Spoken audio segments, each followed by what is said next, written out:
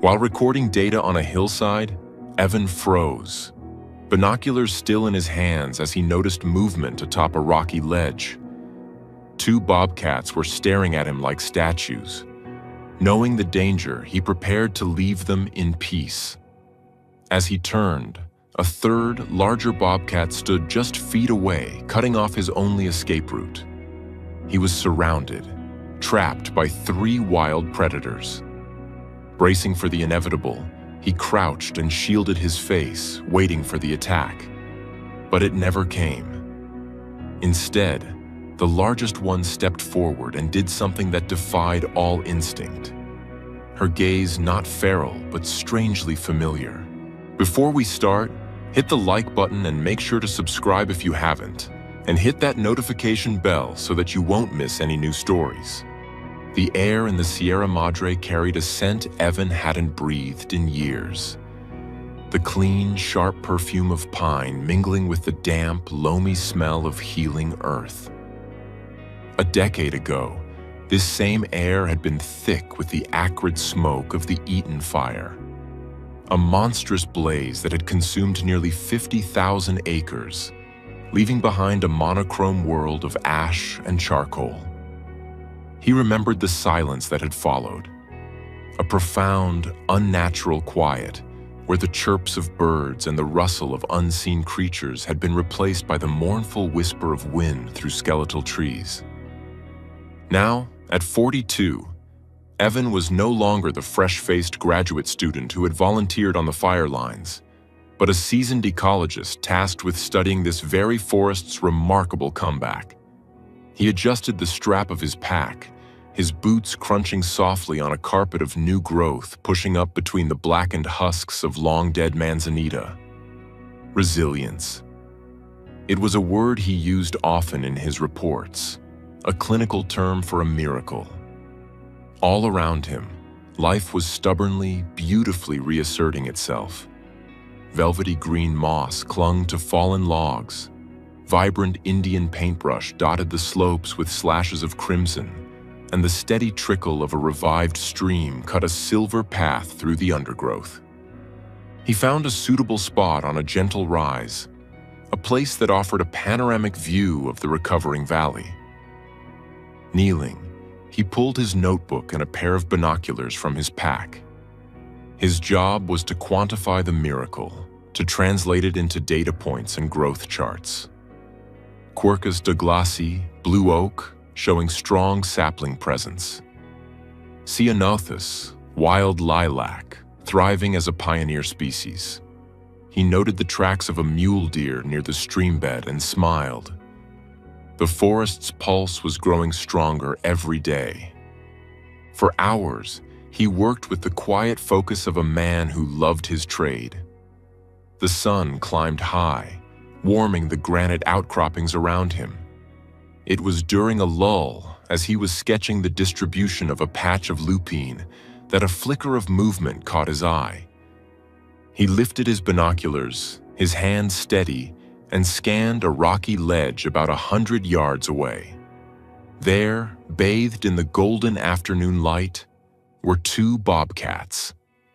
They moved with the fluid, muscular grace that was unique to their kind, their tufted ears twitching, their spotted coats a perfect camouflage against the dappled rock. Evan's breath caught in his throat. A sighting like this was a gift. They were magnificent, likely yearlings or young adults, their bodies lean and powerful. He watched them for several minutes as they paced the ledge, occasionally stopping to groom or gaze out over their territory. A healthy breeding population was the ultimate sign of a restored ecosystem. He made a quick, excited note in his log. Knowing the protocols, he understood the importance of giving them a wide berth. A direct encounter, especially with more than one, could be unpredictable and dangerous. Wild animals were not characters in a storybook. They were driven by instinct, and a cornered predator was a formidable foe. He decided it was time to pack up and head back, leaving them to their domain. He capped his pen and began to quietly gather his equipment, keeping his movements slow and deliberate. He had just clipped his canteen to his pack when a profound stillness fell over the hillside. The lazy drone of insects ceased. The birds went silent. A primal instinct, buried deep within his civilized mind, screamed a warning. He wasn't alone. Slowly, heart beginning to thud against his ribs like a trapped bird, he straightened up and turned. Not 20 feet behind him stood a third bobcat. This one was different. She was larger than the two on the ledge, her frame heavier, her presence radiating an aura of absolute command. This was the matriarch. Her yellow eyes, intelligent and unblinking, were fixed directly on him. There was no curiosity in her gaze, only a calm, unnerving assessment. The two younger bobcats had slipped down from the ledge and were now flanking her, forming a silent, intimidating crescent that effectively cut off his retreat. Fear, cold and sharp, shot through Evan's veins. His training, his logic, every rational thought evaporated, replaced by the raw animal instinct to survive. He was surrounded, outnumbered by 3 predators who could tear him apart in minutes.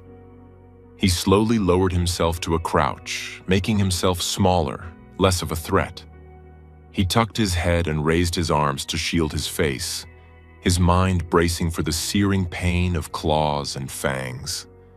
The scent of pine and wild sage filled his nostrils, a scent he suddenly thought might be his last. He waited, muscles screaming with tension for the inevitable attack. But it didn't come. Seconds stretched into an eternity. He could hear the soft padding of paws on the dry ground, the whisper of a breeze through the grass. Then he felt a gentle but firm pressure against his shoulder. It wasn't a claw. It was a nudge, a deliberate push from a furry head. He dared to peek through his fingers. The matriarch stood so close he could see the individual whiskers on her muzzle and the steady rise and fall of her chest. Her gaze was no longer just assessing. It was searching, tinged with something he couldn't name. It was strangely, impossibly familiar. The younger cats watched, their expressions placid, their bodies relaxed. They were taking their cues from her. There was no hostility here, only a quiet, unsettling ceremony he didn't understand. And then his eyes drifted down, following the line of her powerful shoulder to her foreleg. He saw it, a patch of skin, pale and puckered, where the tawny, spotted fur had never grown back. It was a long, thin scar, a permanent reminder of a past agony. The world seemed to tilt on its axis. The 10 years between then and now collapsed into a single, breathless moment. The scent of smoke, long dormant in his memory, flooded his senses. The image of a smoldering landscape, of a small, broken creature huddled in the ashes, flashed behind his eyes with blinding clarity. Ember? He whispered, the name a ghost on his lips. 10 years earlier, the Eaton fire was a vision of hell on Earth. Evan, then a 22-year-old grad student studying botany, had put his thesis on hold to join the legions of volunteers. He wasn't a firefighter. He was part of the support crew, hauling hoses, delivering supplies, and later, joining the grim search and rescue teams for wildlife. The fire had moved with terrifying speed, a roaring beast that had outrun deer and trapped coyotes in their dens. For weeks, the world was a nightmare of smoke-choked days and nights that glowed a hellish orange. When the flames finally subsided, they left behind a wasteland. Evan walked through the skeletal remains of the forest, the ground still hot beneath his boots. The scale of the destruction was soul-crushing. His work involved documenting the damage, but mostly it was a mercy mission. Most animals they found had already succumbed to the smoke or flames. The few they found alive were often so badly injured that the kindest thing was a swift, humane end. He was combing through a ravaged ravine when he found her. She was almost invisible, her singed coat blending with the blackened soil. She lay curled into a tight ball beside the charred roots of an oak tree, trembling violently. One of her front legs was a raw, angry red, the flesh scorched and blistered. When he moved closer, she let out a low, guttural growl, a sound of pure defiance mixed with agony. Her eyes, wide with terror and pain, blazed at him from a soot-streaked face. He radioed for a vet tech. By the time Sarah arrived, a weary woman with compassionate eyes and ash in her hair, a small group of volunteers had gathered. Sarah knelt and examined the bobcat from a safe distance. Her expression was grim. "Third-degree burns," she said, her voice heavy with fatigue. "Deep tissue damage.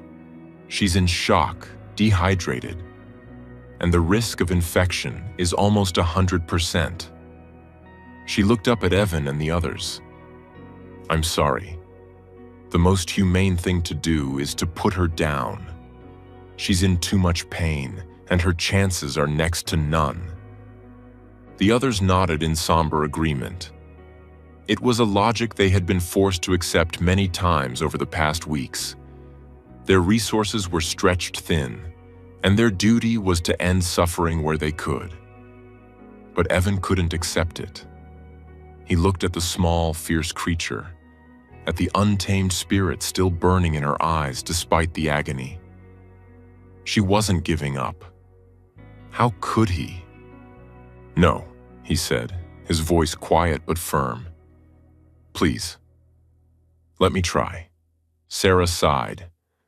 "Son, I admire your heart, but this is beyond a rescue. This is a long, painful rehabilitation with almost no chance of a successful release. We don't have the facilities for that kind of long-term care." "I'll do it," Evan insisted, his gaze locked on the bobcat. "I'll take responsibility. I have a small, isolated shed at my rental. I'll cover the cost of the medical supplies. Just give her a chance. Give me a chance to help her." He saw the doubt in their faces, but he also saw a flicker of hope in Sarah's. She looked from Evan's determined face to the suffering animal, and after a long moment, she relented. "All right," she said, handing him a kit with sedatives, antibiotics, and burn cream. "But you need to be realistic. If she gets worse, you call me, and we do what's necessary. Understand?" Evan nodded, his throat tight with gratitude.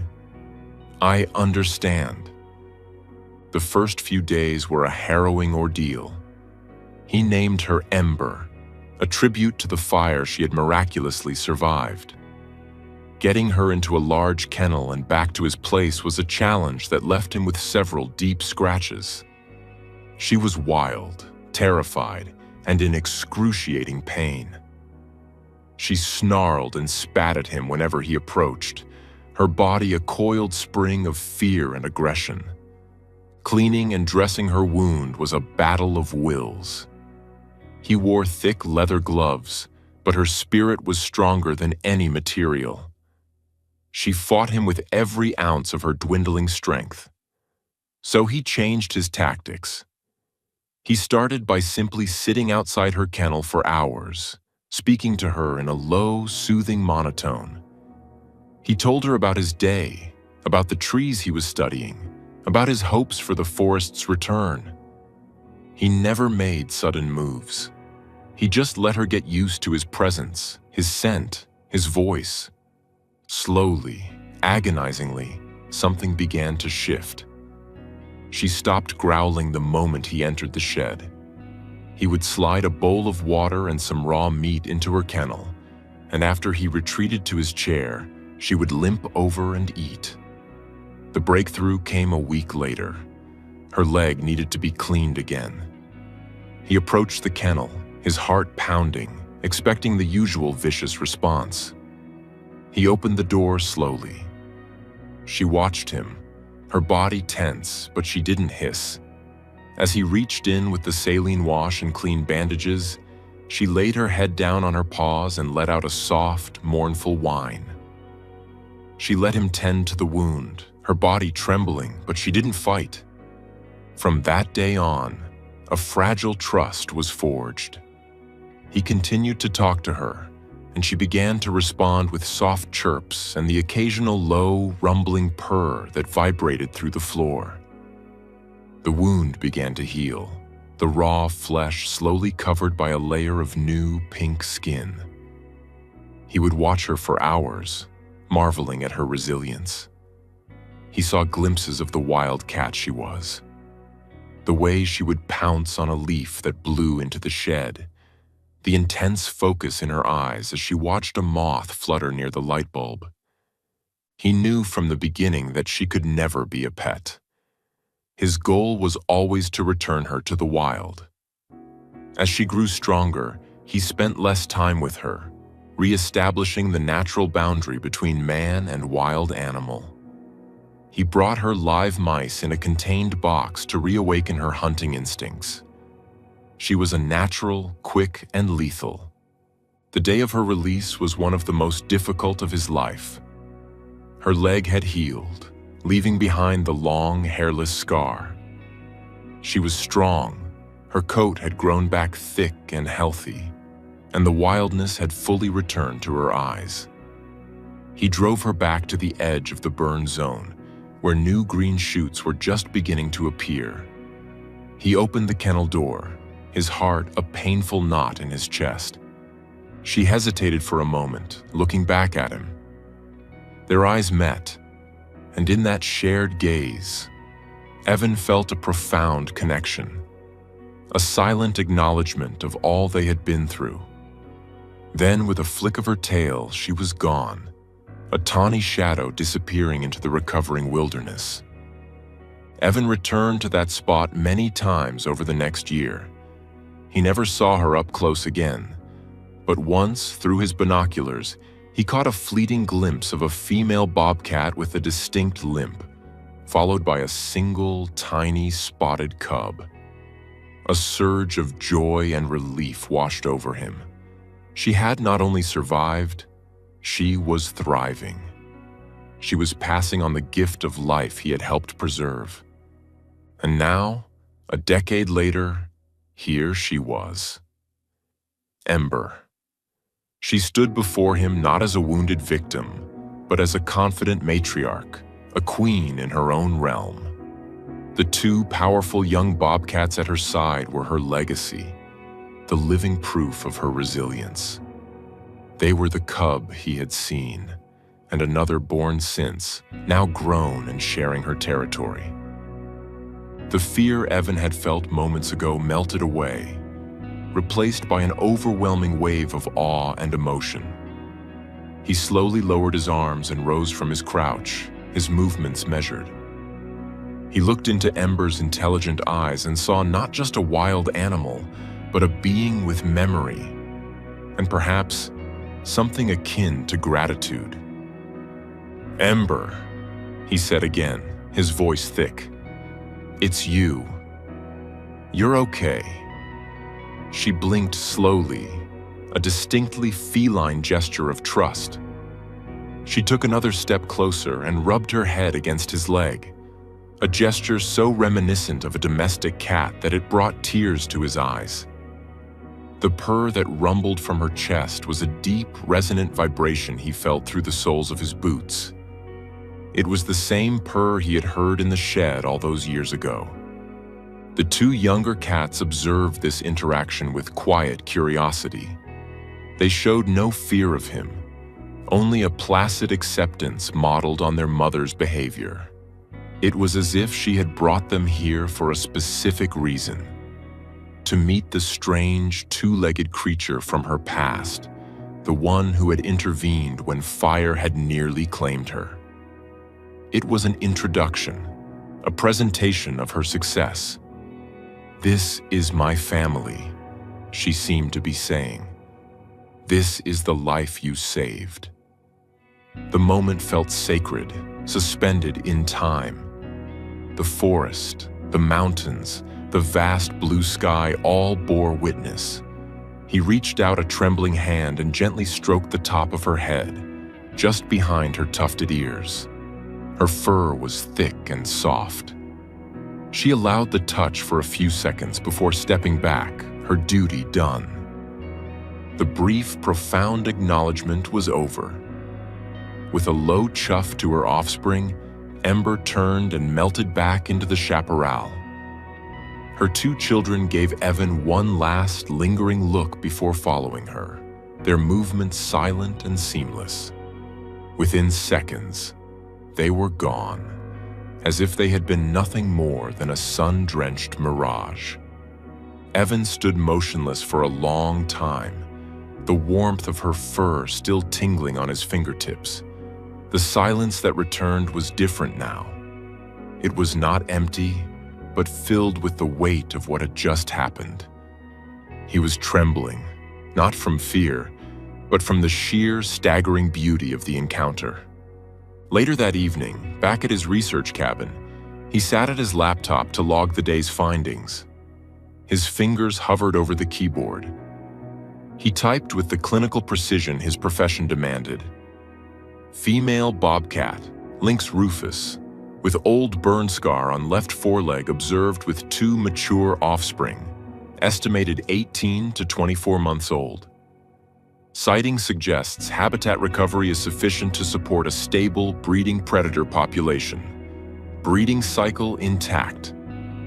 He closed the notebook, the sterile words a stark contrast to the truth of the experience. The data could never capture the feeling of Ember's head bumping against his shoulder, the depth of recognition in her eyes, or the thunderous purr that had spoken of a bond forged in fire and ash.